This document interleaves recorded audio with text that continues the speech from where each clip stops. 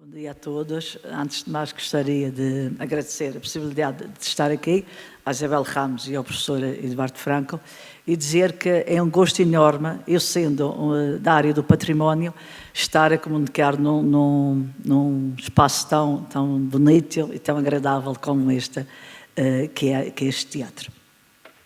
Bem, eu vou falar, portanto, sendo da área da arqueologia e do património, decidi apresentar esta comunicação sobre uma figura, eu vou subir que eu acho que subir é melhor, uma figura emblemática da arqueologia na Madeira, o António Aragão. António Aragão nasceu em São Vicente, em 1921, portanto, há cerca de 3 anos foram feitas comemorações que comemoraram o centenário do seu nascimento, e foi uma figura ímpar da cultura madeirense.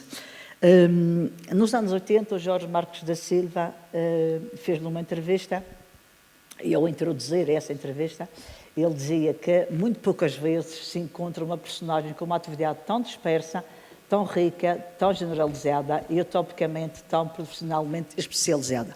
E efetivamente o António Aragão foi um homem global. Foi um homem global porque foi um homem que, nascido em São Vicente, portanto, aí fez os seus estudos primários, veio estudar para o Funchal no ciclo preparatório, o secundário, e mais tarde veio para Lisboa, mas numa entrevista que deu nos anos 80, ele dizia que estava desejante de chegar ao fim de semana para poder voltar a São Vicente. Portanto, foi um homem que sempre foi marcado pela ruralidade e pelo património. Quem conhece São Vicente sabe que São Vicente também tem muitos solares, a zona norte da ilha, também é uma zona extremamente agradável, e foi aí que ele também criou parte da sua essência e do seu modo de vida que depois irá pôr em prática.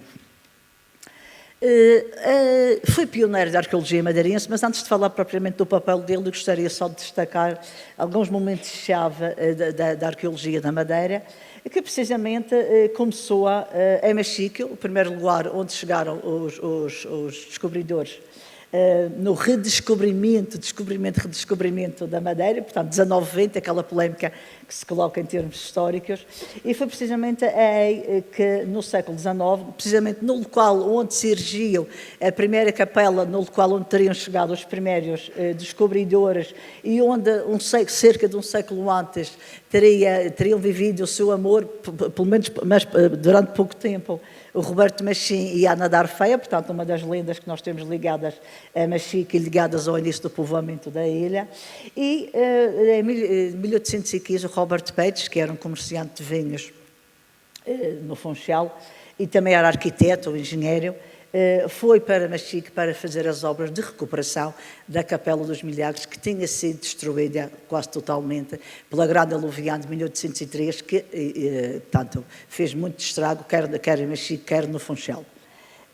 E foi nessa primeira fase que o Roberto Peixe encontrou as estruturas da primitiva Capela dos Milagres. Por exemplo, o chão da atual capela coincidia com o teto da primitiva Capela dos Milagres. Depois, já nos anos 60, entramos com António Aragão, que é pelo qual que eu vou me dedicar mais, no Convento da Piedade em Santa Cruz, portanto, no local onde hoje se ergue o aeroporto da Madeira, por Cristiano Ronaldo.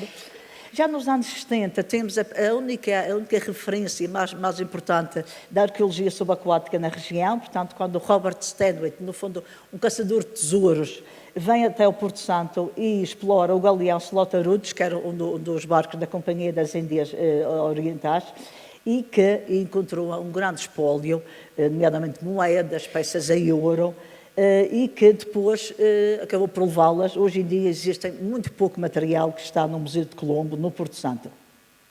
É de destacar que, nesta altura, houve uma grande reportagem em destaque na National Geographic, na revista de então.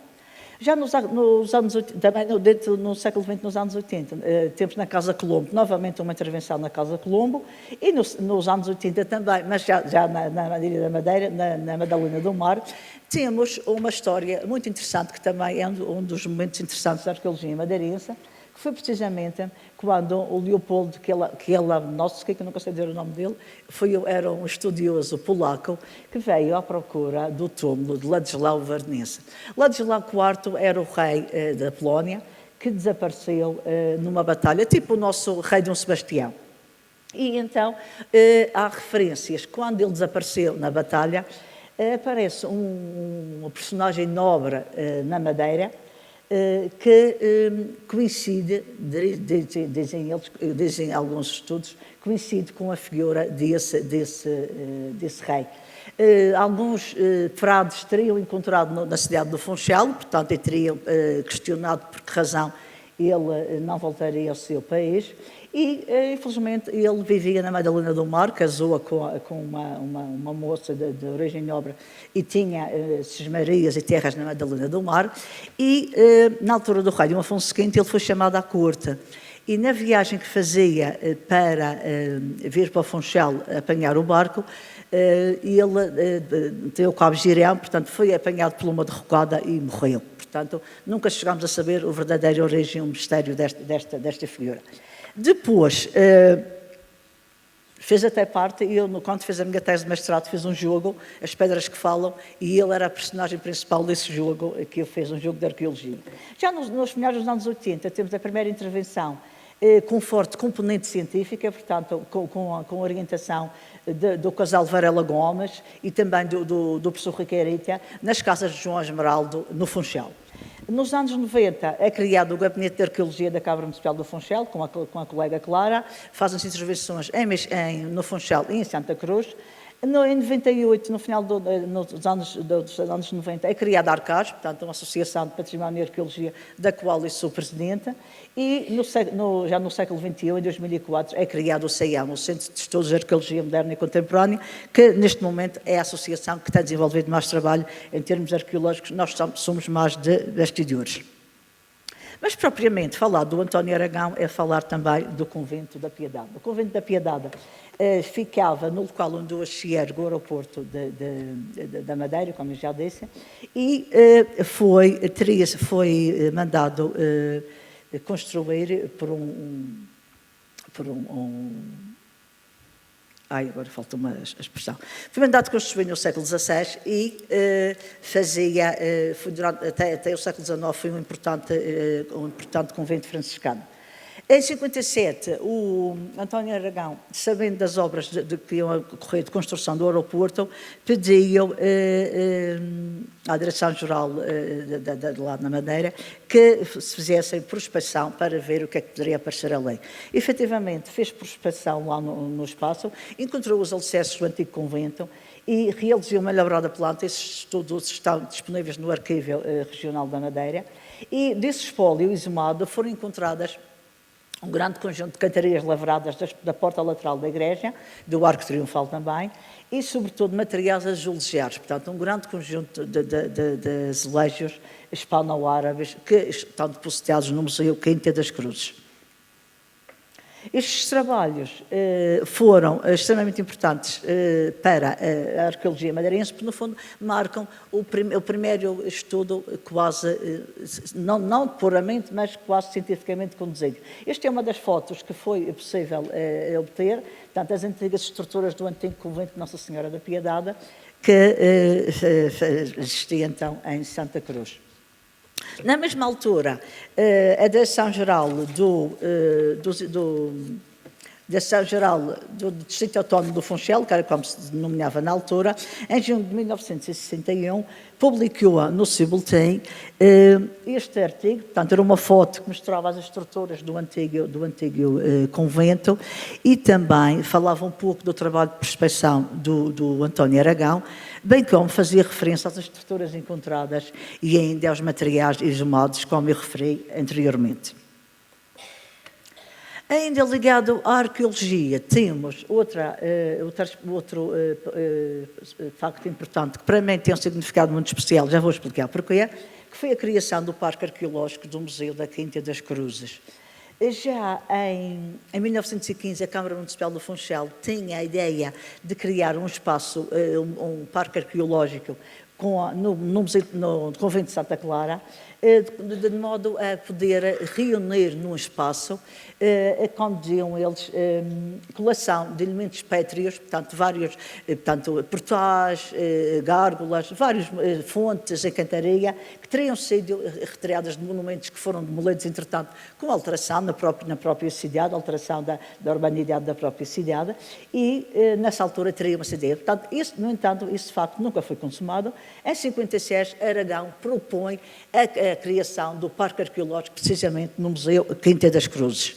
E, segundo ele, tomou essa iniciativa porque haviam elementos arquitetónicos que andavam dispersos e outros corriam o risco de se perder. Daí que ele propôs essa solução de arrumá-los na Quinta das Cruzes para permitir não só uma digna leitura, como uma melhor conservação. E realmente foi feita essa colocação no Museu da Quinta das Cruzes. Temos aqui 2 exemplos, portanto, ao lado esquerdo temos a janela manuelina, uma das janelas manuelinas retirada de um dos edifícios, e ao lado direito temos um desenho feito por Aragão, do antigo Pelourinho do Funchal, que durante muitos anos, aliás, foi a primeira peça a ser colocada no Jardim Arqueológico, mas que, entretanto, foi recuperado e veio para o local original, cá embaixo, no centro da cidade. Eu diria que este espaço tem um valor especial para mim, porque quando eu fiz um mestrado em museologia em Évora, o meu trabalho o meu estágio foi precisamente no Museu do Quinta das Cruzes, que, aliás, tem outro valor especial para mim, que foi o primeiro museu que eu visitei. Portanto, quando eu estava eu sou do campo, sou da Ponta do Pargo, e na altura fui aluna da telescola, do CPTV. E o primeiro museu que nós visitámos no Funchal foi o Museu Quinta das Cruzes. Portanto, é um museu que tem, a nível estimativo, tem um lugar especial no meu coração. Talvez fosse esse que me trouxesse para a área da museologia também.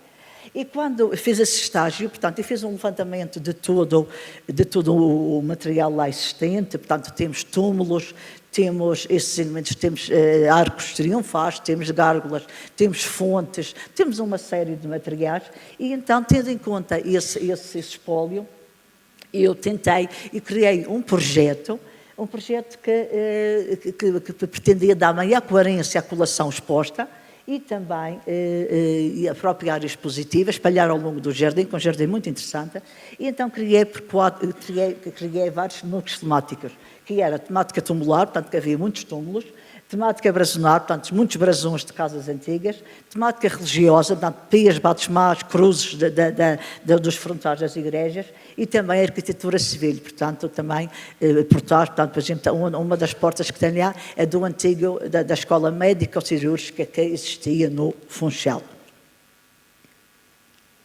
Ainda na questão do património, o Aragão criou também, nos finais dos anos 70, juntamente com o Eduardo Freitas e Jorge Valdemar Guerra, outros também, pessoas importantes também da cultura da Madeira, fizeram um levantamento bastante exaustivo da arquitetura regional, portanto, tendo em conta a autenticidade das casas, os materiais, os processos de construção, e tudo isso foi bastante registado em termos de imagens fotográficas e desenhos, cortes e plantas, e foi um contributo muito importante, porque muito deste património hoje em dia, infelizmente, já não existe, mas ficou registado através deste processo. O papel importante também do António Aragão em termos de produção cultural e de preocupação com o património foi a publicação de algumas peças, portanto, de alguns livros, peças biográficas. Em 1966 ele fez um levantamento para o Arquivo Histórico da Madeira dos monumentos mais importantes do Funchal de então.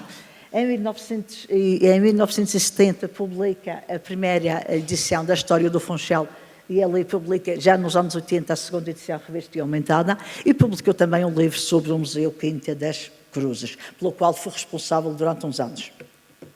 A nível da arquitetura popular, fez também, com essa equipa do Eduardo Freitas e Jorge Valdemar Guerra, um levantamento também das casas típicas madeirenses, as casas de Santana, as casas de Salão também no Porto Santo. Portanto, hoje em dia, os estudos que temos podem ser feitos a partir dessa altura. Em termos etnográficos, tem um trabalho também muito interessante, andou por toda a ilha com um gravador a gravar pessoas a cantarem canções tradicionais madeirenses, Tem um registro muito interessante a nível de todos os concelhos, e nós até em Mexico há um livro publicado com as memórias de Aragão em relação ao Porto da Cruz. E aqui não poderia deixar de ser, sendo da Calheta, de trazer aqui esta foto emblemática, que é o feiticeiro da Calheta, portanto o João Gomes de Sousa, o autor da gênese da música e letra e música do Bailinho da Madeira, que há cerca de 3 anos, 3 anos, foi uma das maravilhas da cultura popular madeirense, que entrou connosco. Não foi o professor foi o nosso padrinho da nossa candidatura dos fachos, mas o Bailinho da Madeira, portanto, e é interessante também, há este registro em áudio, o ano passado, ou dos anos, o Xerabado publicou esse conjunto de entrevistas, e realmente é um gosto ver a maneira tão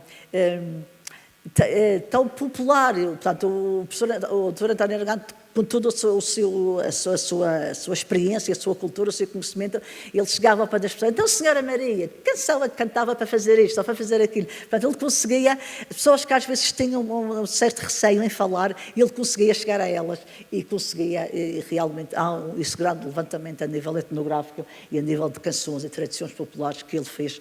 Hoje em dia, pode-se dizer que é uma bíblia para o nosso estudo da etnografia da Madeira. Estou só a terminar. Em 2021 foi